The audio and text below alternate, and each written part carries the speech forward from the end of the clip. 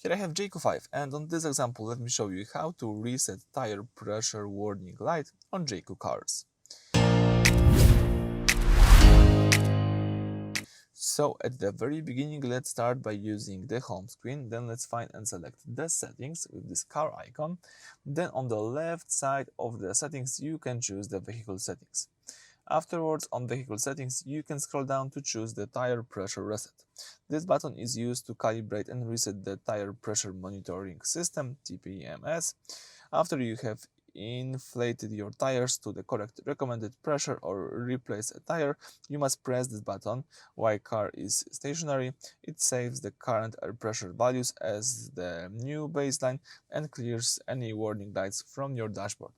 So let's just tap here, and to confirm the reset you need to tap reset one more time. The car is resetting the tire pressure. And that's it. So everything went well, thank you for watching, please subscribe to our channel and leave thumbs up.